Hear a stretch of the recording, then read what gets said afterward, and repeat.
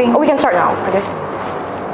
Hi everyone, my name is Intan and this is Junior Razak CEO series where we bring to you only the top from the industry, the cream de la cream so to say, to share with us on how they have made it big and how we in the future can do grand in the real world. And today we have with us a superwoman with 26 years of experience in the professional world spanning from Australia and also Malaysia. Rafiza Ghazali shows us that your qualification in finance, audit and the likes does not mean that your end game has to be in a cubicle in some audit firm. Because Rafiza diversifies. She was in Sime Darby, heading the innovation team. She was in Dana Harta in corporate planning. And then she was the Chief Financial Officer, the CFO in Velasco Energy Berhad, which is a leading oil and gas company, and also in RHB Investment Bank. And today, Rafiza is now officially making her mark in Malaysian startup scene as the group CEO for Cradle Fund Sdn Bhd. But ladies and gentlemen, more than that, on top of everything, and on top of this spectacular portfolio, Rafiza is also a loving wife and a mother of 3 stunning children. I know, right? How did she manage to juggle everything? What makes Rafiza tick? To answer that, we have Rafiza with us today to share her insight with us. Hi Rafiza, how are you? Hi, Intan. Thank you so much. Yeah. So, how are you feeling? Are you excited? Good, very good. How about you? I'm super pumped to get the ball rolling. So to start, right? Yes. So in Junior Razak, I was a leadership student, and in class, we learned a lot about how a person's accomplishment in life, how a person's success can be a byproduct of their upbringing, their environment. So meaning that the way you grew up, how you grew up, makes who you are today. So if we can start with the story of your origin, what was your childhood like? Growing up, what do you think has influenced the values that you have today? Okay. I remember growing up as one of the best moments of my life. Carefree, no problem, no bills to pay. You know, I don't have to worry about what to wear and things like that, because life when I was 10, 8 is a lot simpler. We don't have handphones, we don't have gadgets, we don't have to worry about who's wearing better shoes. So to me, it was a carefree time. And my parents, and I really appreciate this, they allow me to experiment with a lot of things. I was quite a naughty kid, you know. Oh, wow. Yeah, I used to cycle everywhere. I used to play with my friends. We would go out, we would go into the bushes, we will be looking for snakes, you know, because we don't have time. TV only started at 5 o'clock when I was at the age.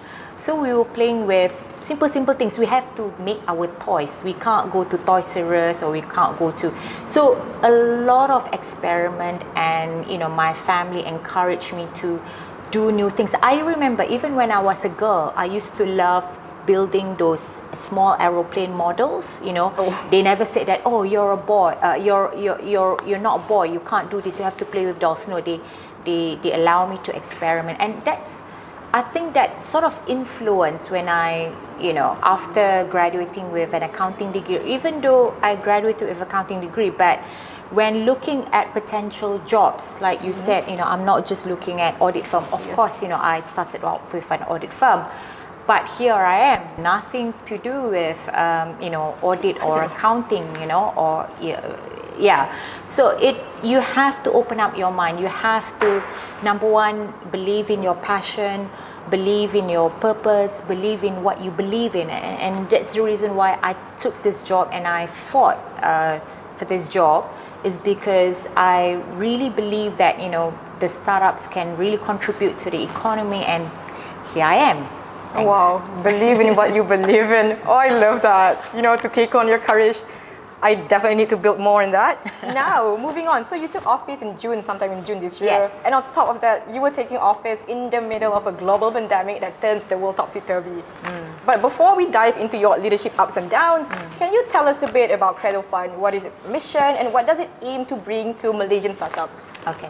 Cradle is a Sdn Bhd company, so we're not a government we are part of the government, but we're still a private company. But we're 100% owned by the Ministry of Finance. But we report to the Ministry of Science, Technology and Innovation. So the minister there is, I'm sure you all know, is YB Khairi Jamaluddin, yes, who is a strong advocate in science, technology and, you know, and innovation. So we report to them, and founded in 2003, so we've been around for 18 years, close to 18 years, and we are what we call it the early stage startup funding, funding government-linked corporations. So we get money from the government, every year, and then what we do, we provide grants to those who are in the early stage startups.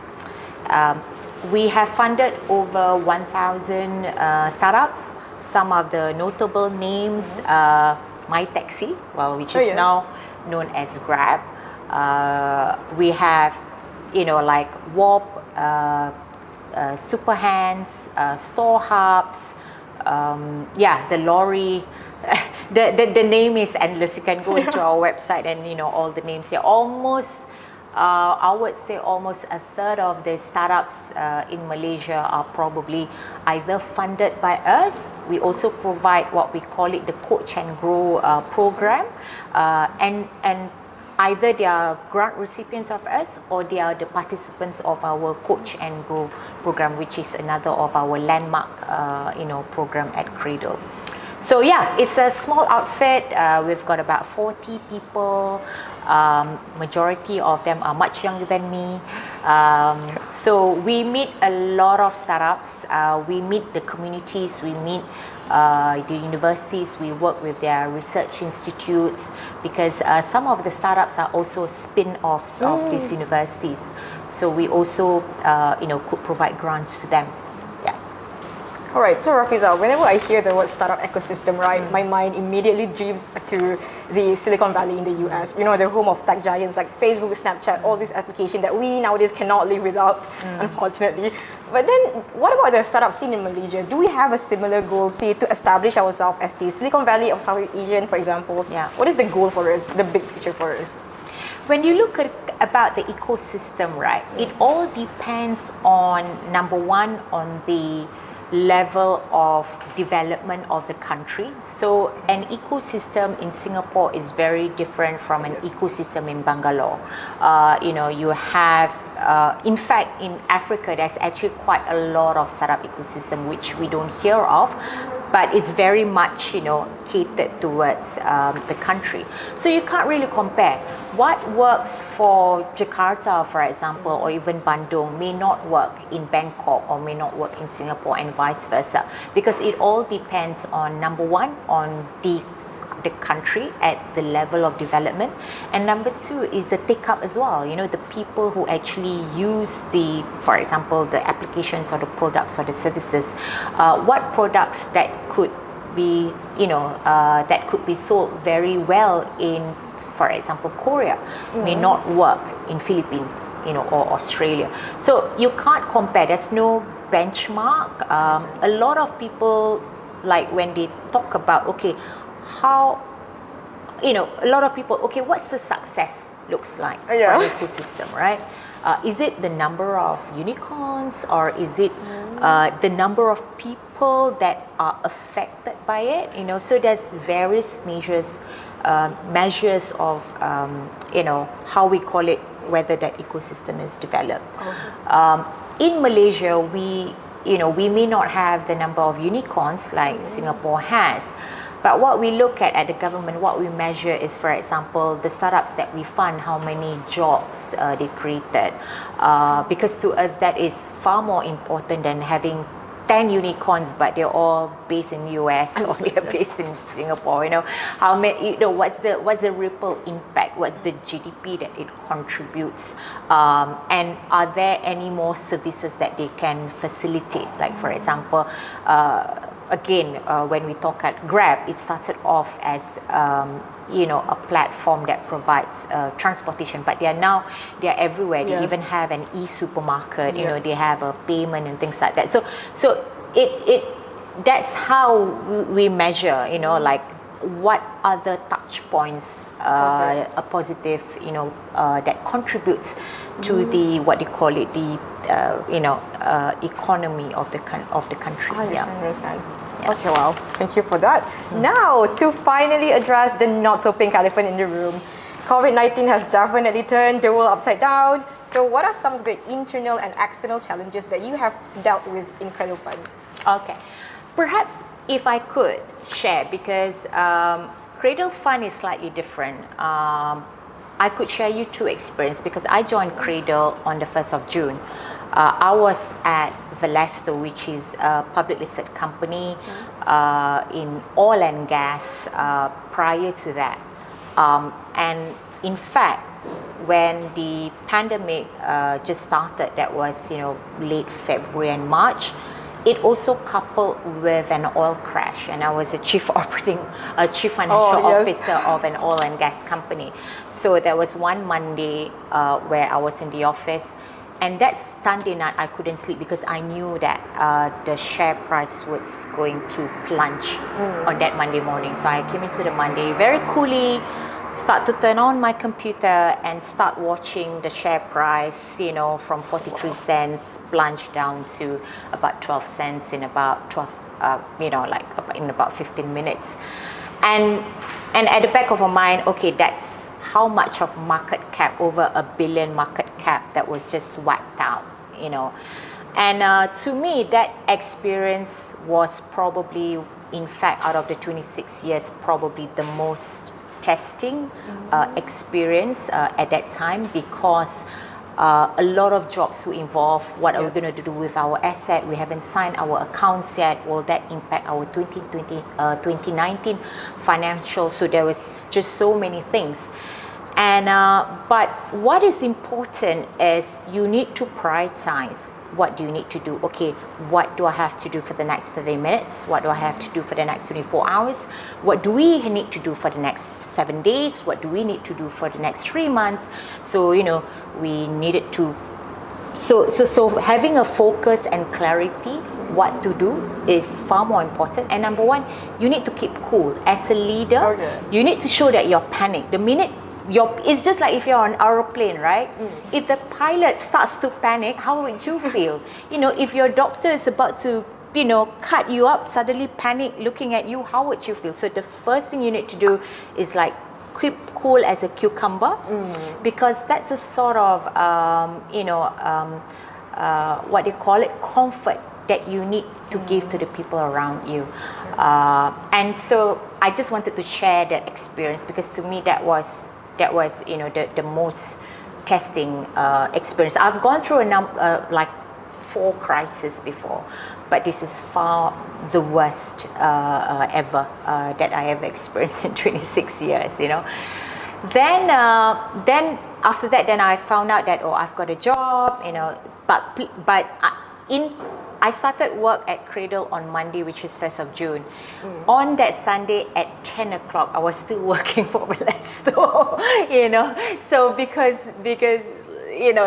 they're like, oh, please don't go, we're having this crisis and stuff like that. So I was just still working, having to negotiate with, the bankers. At that time, we were still talking to various tax agents, tax consultants, just to make sure that the financials are okay. Okay, now back to 1st of June, then I started to join Cradle. Now, Cradle is a completely different animal, okay?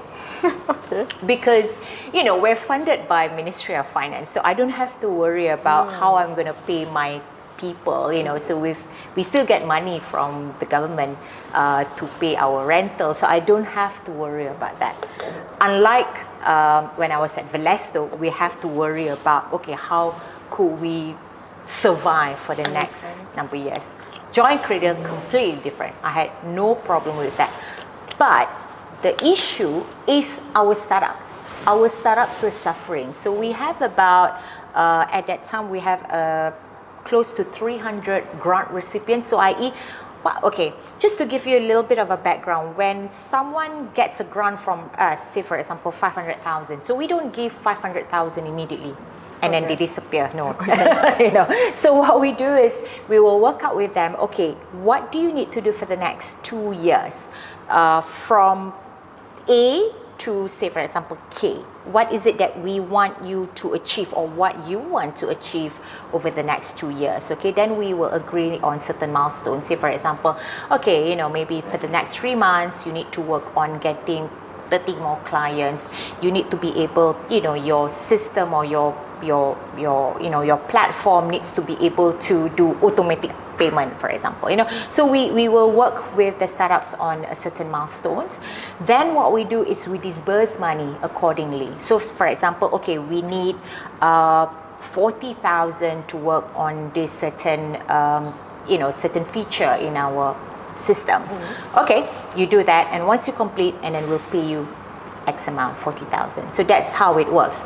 So we need to monitor. So at any point in time, we need to monitor close to between 200 to 300 startups, and we have a 5 monitoring and disbursement team. And this is when, I'll just give you an example. Say you want to build a car, right? You spend 2 years researching on how to build the best car, okay? And you're just about to put the last finishing the tire. Then suddenly a rule said that you can't drive a car. What will happen? That same analogy happens to quite a lot of our startups. I'll give you an example. One of our startups was working on a integrated software platform for restaurants. What do you think is going to happen? Okay. So a lot of what they planned, a lot of the things that they built, suddenly not able to be rolled out there. So it gives a lot of, so some of our startups, they are either going through, a lot of them going through financial issues. They have very short runways. They could only last for 2-3 months because they couldn't get the revenue that they were expected. Some of them, their business model is completely useless, completely irrelevant. What do? A lot of the startups, they put up a lot of the founders, they put up a lot of money, so they go through a lot of emotional and mental issues as well. So so the problem, so as you can see, the problem when I was at Valesto and Cradle was completely different. Exactly. And so how do we work? And so I was running in and out of the ministry to make sure that, okay, we get the funds. Could we help out? Could we repurpose some of our reserves so that we can provide, special relief funding to our startups? Could we work? What are the agencies? What are the other, facilities that's provided under the Penjana and everything's, the government that we can help our startups to have access to? So we're working around the clock to keep our startups afloat and keep on giving them motivation. So I was in and out Putrajaya a lot, telling the ministry, okay, this is what our startups, need, and so those were, I suppose, as you can see, it's different. So any crisis, anything that you do, nothing is equal, nothing is different. So it's just a matter of, it's like I said, it's very important. Keep focused. What are your priorities? And work on your priorities. Don't get distracted, and make sure that you bang, and okay, this is done, what I have to do next, Well, to have that laser focus. Now, I think you've sort of touched this already, but what do you think is the single most important trait that a leader should display during the time of crisis? Okay, to me, trust. When I first came into the company, okay, not many people knew me. Okay. And I came in, and then suddenly, boss asked me to do this and this and this and this. They may not understand why we have to do this, because on my third day, I had to go, when I took on this position, so I went to see the Secretary General of the MOSTI. So, okay, what's your expectations? And then I had a chance to meet the minister. What are the expectations? So these are the expectations. And you see, the thing is, because I took over at the time of crisis, so obviously Cradle had to be different compared to Cradle 3 months ago. And so people may not really understand. They think that, these changes are made because there's a new CEO, rather than, these changes was made because the situation is different, right? Yes. And and suddenly, okay, we need to do this, we need to do this. So obviously the first few months, I had to spend quite a lot of time being transparent with the team that, okay, this is what we need to do, and you need to trust me, and really show their vision. Because if they don't trust you, like, okay, who the hell are you? You know, like Exactly. what's in for me and things like that. So you have to, and so to me, there's the first 1 month, and it's not easy as well because like half of my people are not in the office. So and it's very difficult when you first came and then suddenly you're doing Zoom call. There's just no, you know, intimate, what do you call it? You know, interaction. It's just very, very, very fake. So to me, that was the tough part, you know, getting buy-in. Okay, guys, I can't do this alone. I need you to do this. I know it's not fun. It's not the fun cradle 4 months ago, but we have to do this because this is, at the end of the day, our mandate is to serve, you know, the startups. Our mandate is to serve the people, and this is what needs to do. So trust is very important because like it's just like when you go to the war, right? When you go to war, you just have to trust the general. If you don't trust the general that they're going to take care of you, then you know everyone is everywhere over the place, and then as a leader you can't charge into the real war if you don't have the people to back you up. So communication is very important, you know, and like I said, keep cool, don't panic, because there's also a lot of uncertainty, you know, by the staff when I first came in, like, oh, are we still going to be around? What's going to happen? You know, is the government still continue to give us money? Will I have a job? So there's a lot of, you know, unsettled at the moment. So the first thing that you need to do is to manage that and get people buying and people rallying behind. I still have a tough time. There's still, you know, a few people who just like refuse to, you know, jump on the ship. But sometimes I can't have 100% people on the ship. As long as I have the right general. So for example, if you're going to be on a ship, you need the important crew, right? Who are your important crew? Not all of them. Like for example, if some of them choose not to jump on the ship, then you know there's nothing that I can do. But those who are, you know, the skipper, I don't know, I don't really know how to run a ship, but you know, well, like I said, you're most general, so you need to quickly mobilize who you get buy-in to be in your general, then you just have to go and, you know, Understand. So I think this is such a wonderful key takeaway for all club presidents in Uni Razak. I know you guys, president, are not able to meet your committee members, but remember, trust is the key. Trust is the human currency, always, always, always. Now, also moving on again to a more personal front, what has the crisis taught you about your own leadership style? Okay, I think for me is grateful, being grateful, the crisis, because you know, you read a lot, people don't know what they're going to eat the next day, a lot of people have lost jobs, you know, and to me, whatever you have, we need to feel grateful. You know, the gratefulness, I think, taught me a lot. And it also taught me that life could actually be simple. In fact, we're the one who makes it complicated. Because I can't go to the malls, I suddenly realized I don't need that many clothes, you know.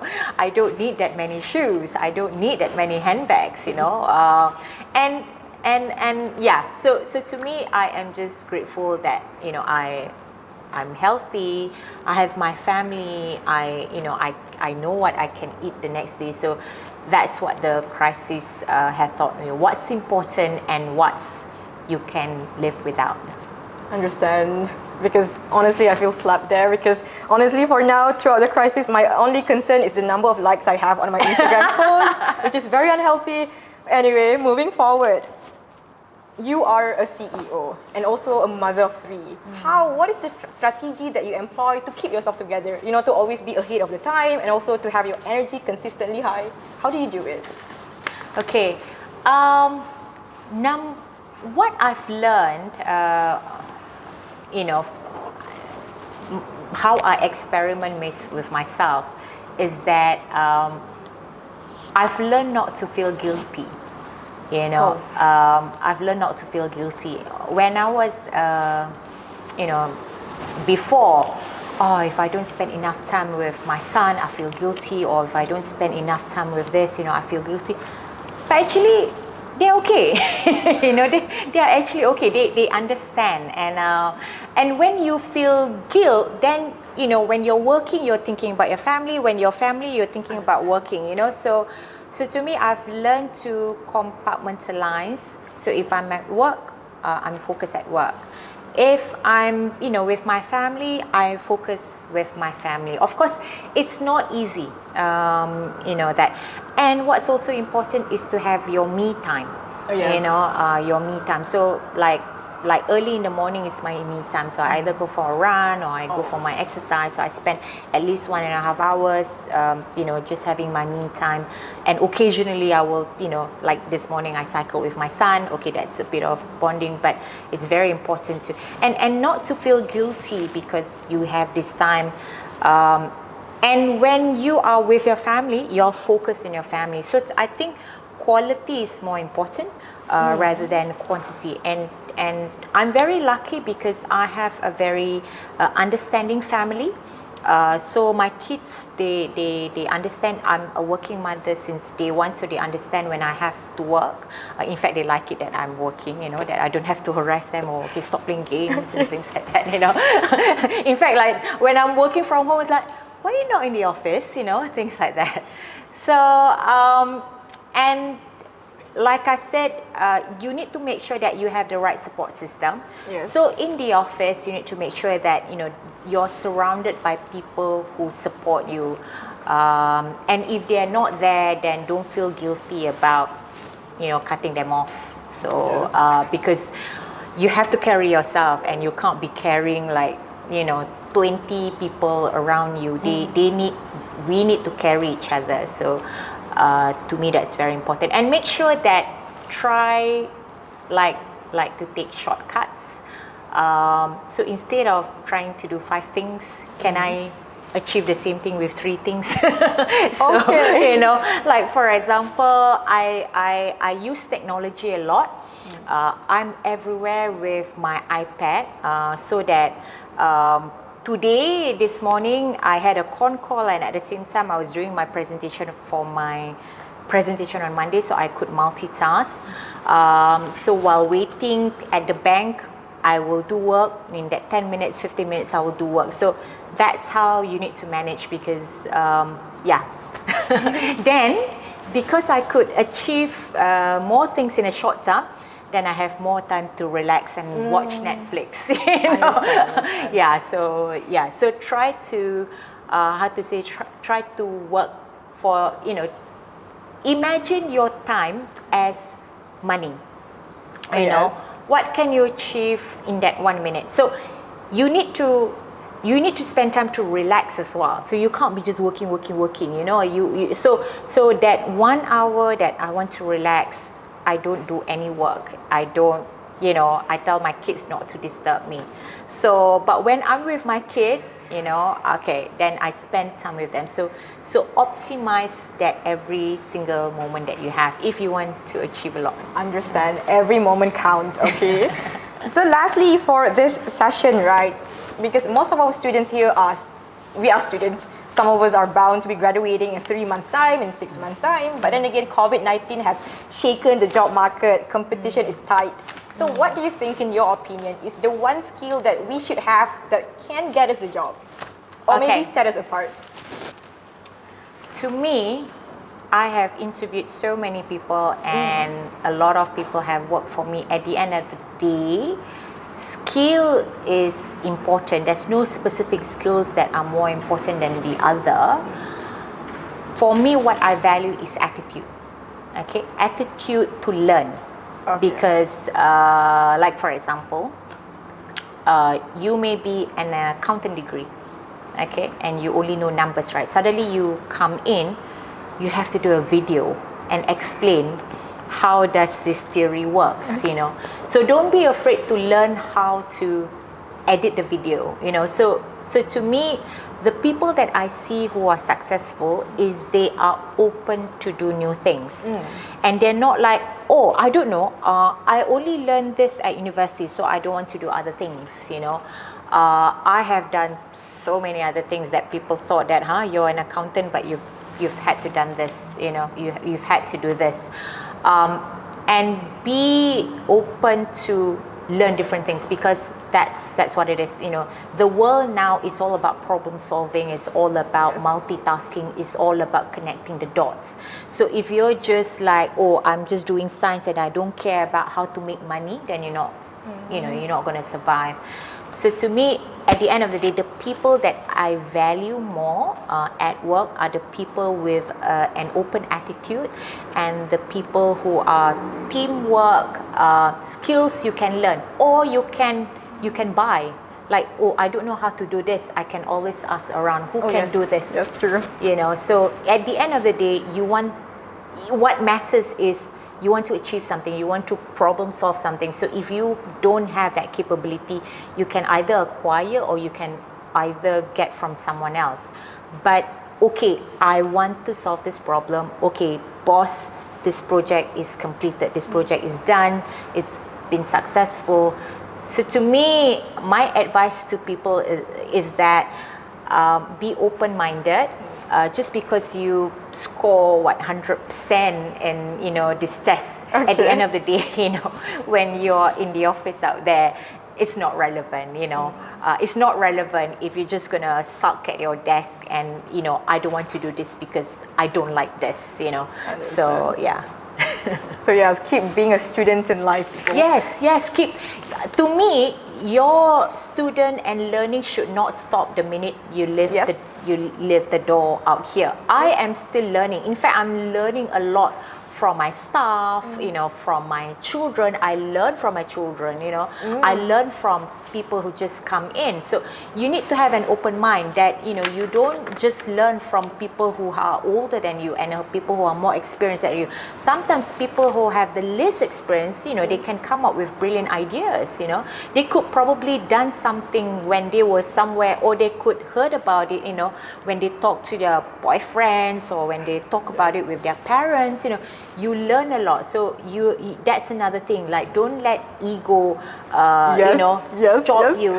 You can learn everywhere. And hence why, for me, even like being here, I learned something. I learned a lot. So have an open mind. So to me, at the end of the day, attitude will get up you there rather than the results that you get in your test.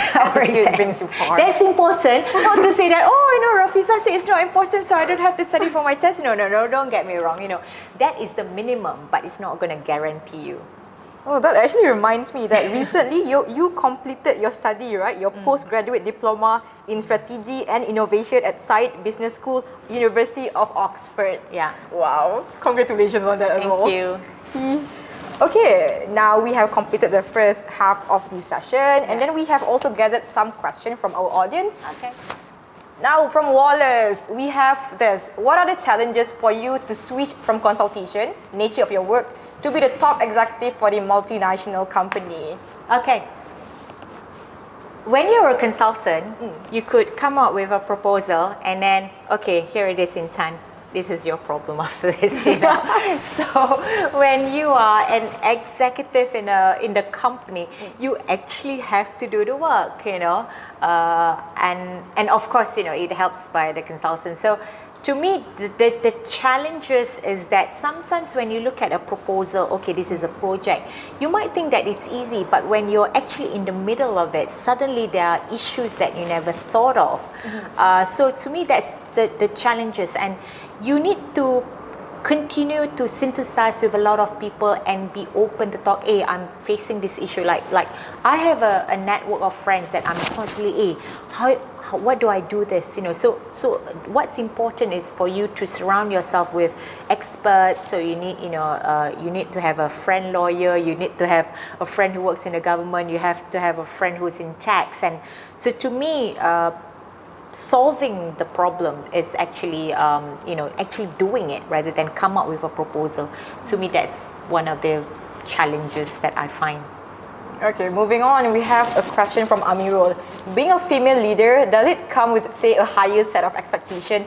Like, do you ever feel like you have to work just a little bit harder to prove yourself? Honestly, I wonder as well, do women have to be man enough for us to be recognized?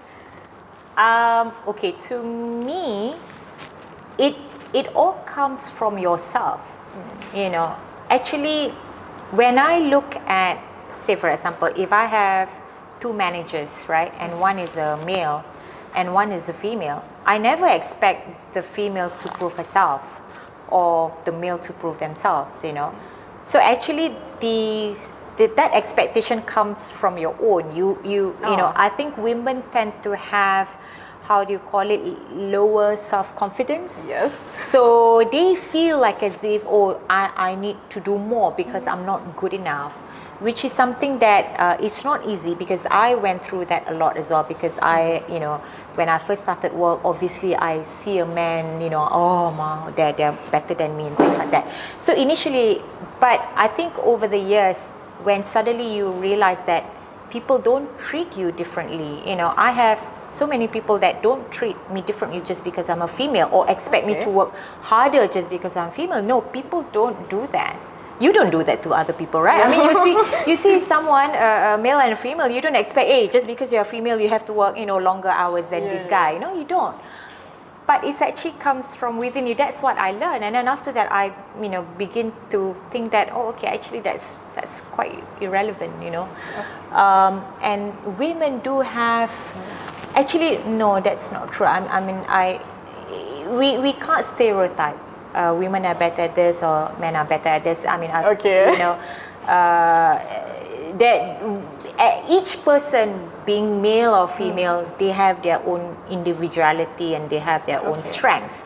So, but it's just that I always tell this to my staff. The things that we don't do a lot is we don't give positive feedback. We tend to give negative feedback. Okay, yes. You know, when someone open the door to you, you don't think about it, you know, but when someone slams the door to you, you know, it gets into you for the rest of the day, right? So, yeah. So I think that's the things about what we need to do with either women or men, or I don't know whether that answered your question. But that does. Yeah, because I used to, like, you know, I used to limit myself because I thought, like, I need to be man enough, but I'm too feminine to be a man, so. No. Now, moving on. Yeah. From Mitra Stanley, share us a time that you have to make a risky decision and why. Okay. Spicy here. Risky decision.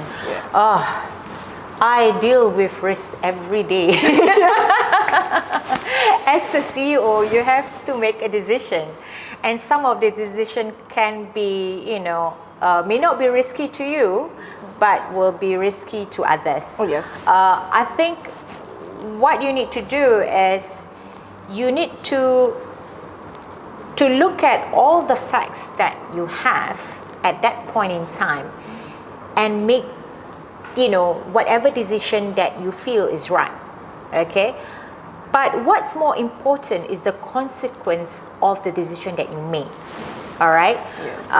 Often I find that a lot of people they keep on changing their minds. You know, one day they're this, and then suddenly, alamak, you know, no lah, you know, I changed my mind and things about this, you know, because it could be a better decision, but once you've made that decision, you have to stick to it, because otherwise, you know, everyone will be like, where to go, A or B or C or D? Oh, we're already going A, then suddenly, actually B is more better lah. No. Stick to A and make that A better. Yes. You know, so because you never know, suddenly you want to go into B and then suddenly got pothole, you know, which you didn't see at that time. But before that, you thought, oh, it's going to be a straight. So whatever it is, to me, what's more important is not so much about making the best decision. You will never know whether your decision is the best or not. But once you make a decision, you better damn well stick to it, you know. True. Okay. Moving on. The next question is, at some point in life, we feel like we hit rock bottom. How do we get back up quickly? By Asha Devi. Okay.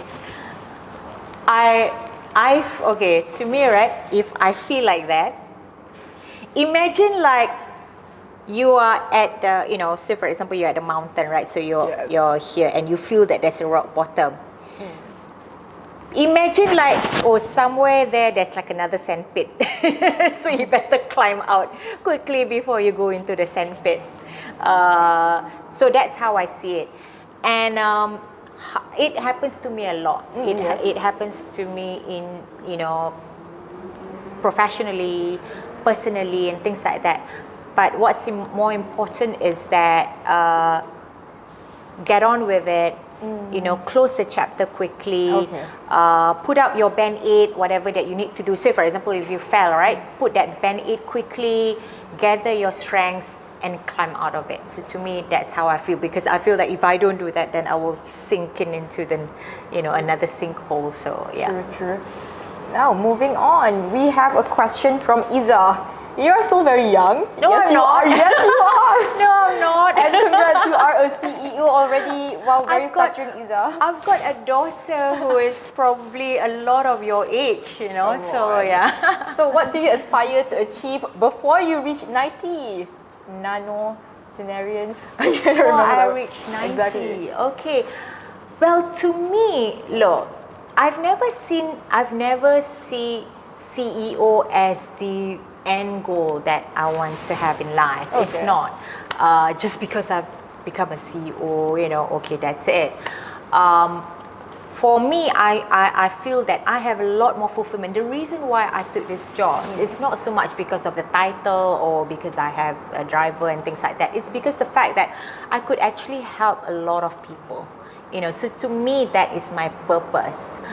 Helping the startups, and then seeing them grow, and that's why we call it Cradle, right? So Yes, that makes sense. and seeing them grow and seeing them getting awards and being on news and newspapers.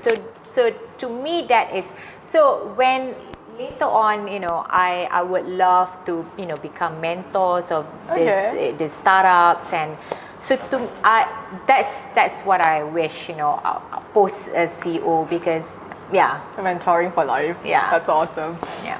Then we have Firdaus asking, what is the takeaway you can give us as the young graduate and students who have the same background as you, since you started with accounting and finance? Very lengthy, Firdaus. Thank you. Over to Okay. you. All right. Like I said, what you learn at university is not so much about what you read in the book, but the application of what you read to, you know, the problem that you face.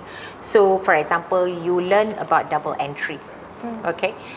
But then what does it mean? How do you apply that? I don't know whether there's still double entry. Okay. How do you apply that to solve a problem? So to me, that's what important.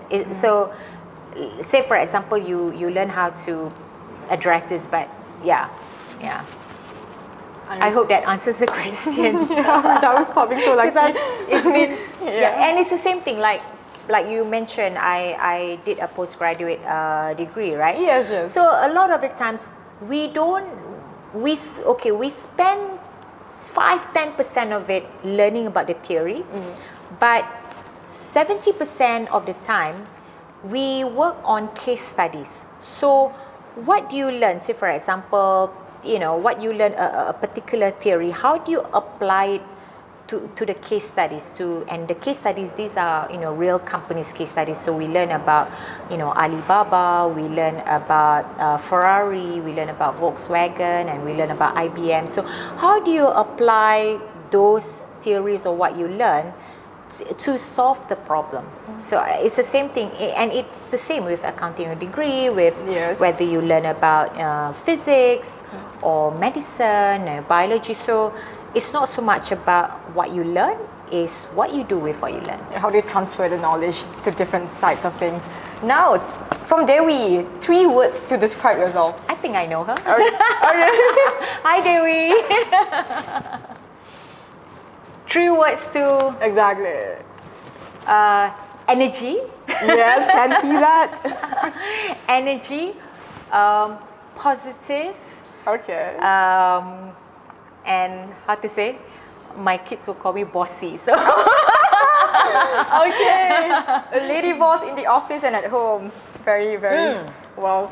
Now, do you see yourself as a reader? Well, I'm just wondering. reader, no, I don't read as much as I would love to. Okay. I actually spend a lot of time talking to people, you know, learning about what they do. To me, I read a lot of, like, for example, news articles. You know, one of the first few things that I do in the morning. Okay, what happened? But I may not necessarily read the whole article. I will scan, so I get all these emails from either Business Insider, Tech Review, you know, all that. So what's really happening, and the Edge, the Star. So. So I get a lot of summary of this, you know, and then if it's something important, then I will read the whole article. So I spend a lot of that time reading. I listen to podcasts a lot. So sometimes when I go for a walk, so you can't really read, right? So you listen to podcasts. So that's very important. But what I learn is by networking with different people. So, you know, I make time once every week. You know, I will try to catch up with someone. Oh wow! Yeah. So instead of reading books, you're reading people. Yeah. Every week. Now, from Muzammil, okay, outside your CEO related role, who are you? Who is Rafiza? Number one, some of people may know I love to do sports. Oh wow! Yeah, I run. I recently take up cycling. Okay. I can swim, although not very well, not as good as my husband. I do yoga. I do yoga 4-5 times a day. So I love anything to do that's positive to my well-being and my health. I try to take care of my health as much as possible. And outside of CEO, I'm just Rafiza. I'm just ordinary. I mean, like, look, I'm not a superwoman. I'm just an ordinary person, you know, who happens to have a big responsibility in the startup ecosystem. Wow. Yeah. Next, from Atika. Everybody has a hero that they look up to. Who is your hero? The person you respect the most? My mother, definitely. She has always been, you know, my role model, the person who gave me the most comfort at, you know, the toughest time. So to me, sometimes, you know, for me, I don't feel a hero needs to be someone, wow, you know, someone who have done so many things. You know, the hero is someone that you think first when you are at the most difficult time. So, you know, for me, sorry Abah, you know, not to say that you're less important, but you're important as well. But for me, my mother has always been the comfort when I feel that, you know, when I think of her, I will smile. So to me, that's my hero. Like a security blanket. Yeah. I love you too, Mom. If you're watching. Now from Nick Izzah, I think you have sort of touched this actually. What is the most important factor that gets people the job? For me, okay, when I interview a person, because at the end of the day, the person that you hire is going to be the ambassador of your company, right? So number one is how they carry themselves. Are they positive? Or are they going to be the one who's always complaining? So are they positive? Are they open to new challenges?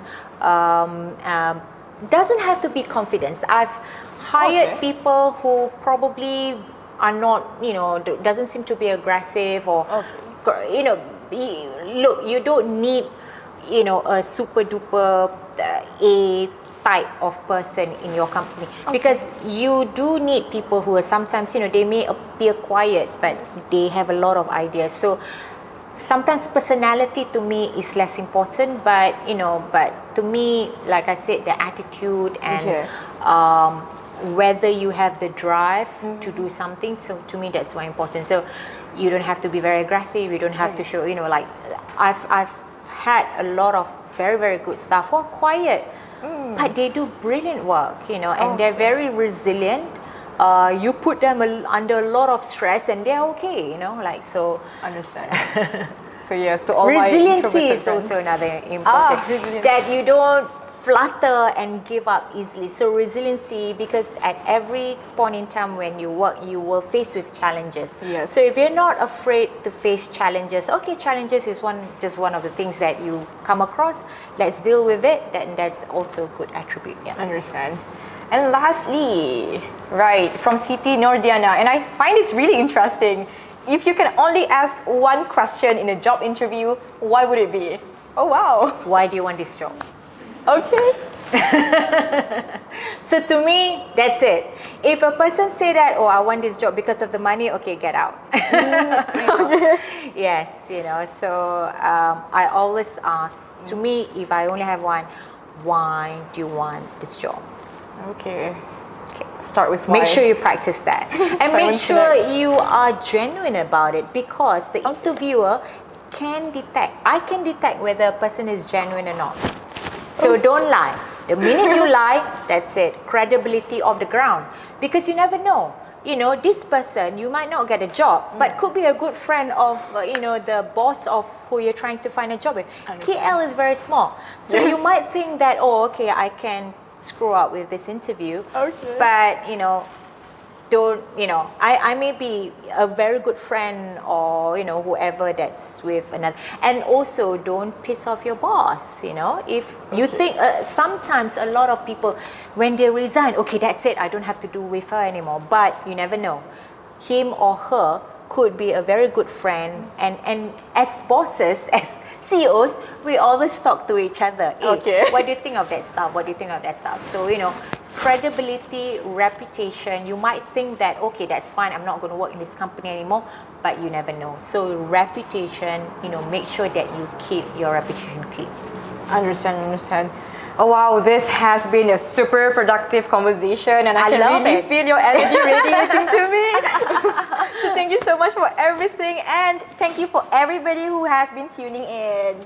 Thank See you next so time. much. Thank you so much, Uni Razak, for inviting me. Thank you. Right. Done. Done.